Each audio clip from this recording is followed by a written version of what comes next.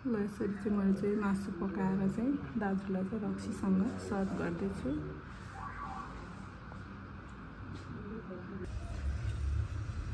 ल आज चाहिँ यहाँ म पोर्क मासु पकाउन गइरहेको छु। मेरो भिडियो पनि अन्तिमसम्म हेरिदिनु होला। मैले चाहिँ आज प्याज, टमाटर, यो भयो जिरा धनियाँको धुलो, यो लसुन अदुवाको पिसेर सबै रेडी गरिसकेको छु। र यहाँ देख्न सक्नुहुन्छ यो पोर्क मासु, यो चाहिँ लगभग 2 केजी नै छ, तर यो सबै चाहिँ म अहिले पकाउँदिनँ। म चाहिँ यहाँ बङ्गुरको मासु चाहिँ अलरेडी बोसो भएको हुनाले धेरै तेल पनि हाल्दिनँ, ठिक्क मसला डढाउनलाई हाल्छु। त्यसले तेल छ। यो चाहिँ भयो धनियाँ र जिरा,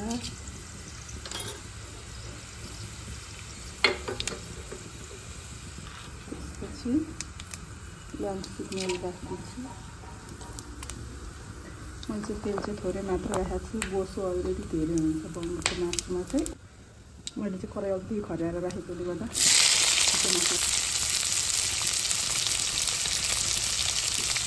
अब चाहिँ मेरो प्याज चाहिँ हल्का खरिरहेको छ। अब चाहिँ म मासु हाल्न जाँदैछु। आज दाजुलाई मासु ल्याउनु होला त अलिक मसिनो मसिनो पिस काट्नुभएको छ।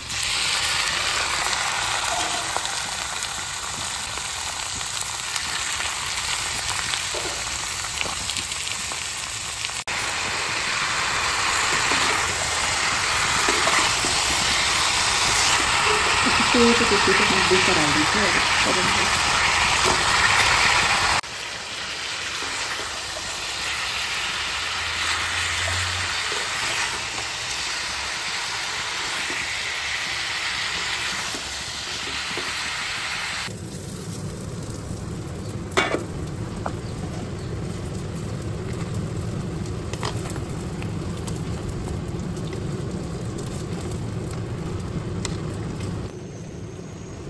मासु त्यस्तै पानी निस्किरहेको छ। म चाहिँ छोप्दै चलाइरहेको छु। अब पानी सुकिन्जेलसम्म पकाउँछु।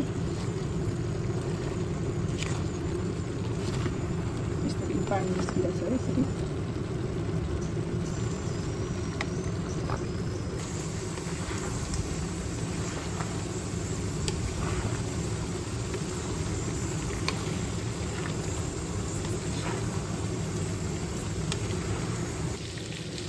ल मासु त्यस्तो भएर पाकिरहेको छ है।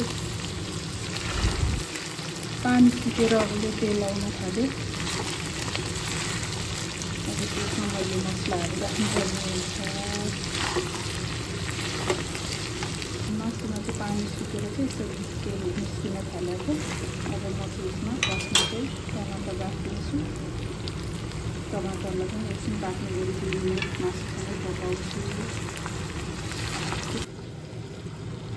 टमाटर हालेर चाहिँ छोपेर यहाँ पकाएको कस्तो भयो मासु हेर।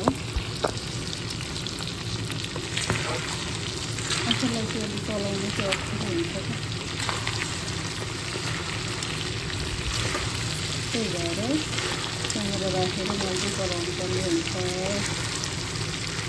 यसरी पाकिरहेको है मेरो बङ्गुरको मासु।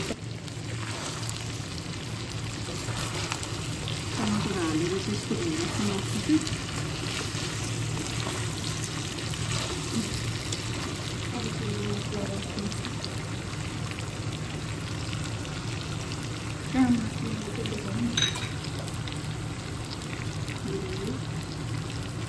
जिराहरू धनियाँको पेस्ट, त्यसपछि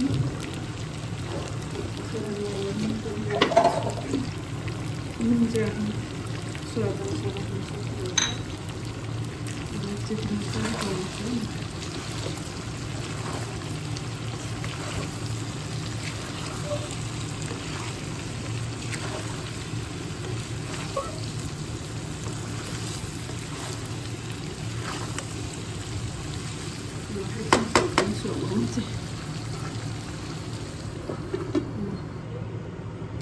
मासु चाहिँ यस्तो भएर सबै मसलाहरू राखेर हालिसक्यो। अब त लगभग मासु बनिसकेको छ, पाक्नु पनि लाग्यो।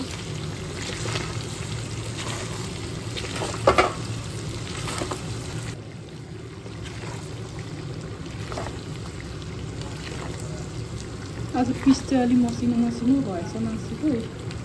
हेर्नु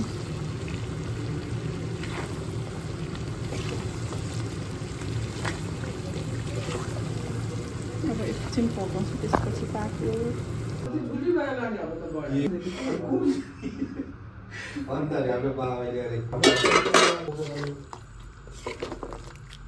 अर्कोमा त के उनीहरूको बाबुआमा भएको छ छोरीहरू बुढी फाडी सबै दिगन्डी त गयो नि अब सरसँग अब अनि हाम्रो काइली पनि जाने भन्छ उसको बुढो आमा के भन्छ जहिले लापा जान्थ्यो नि त साथी दिने कहिले साथी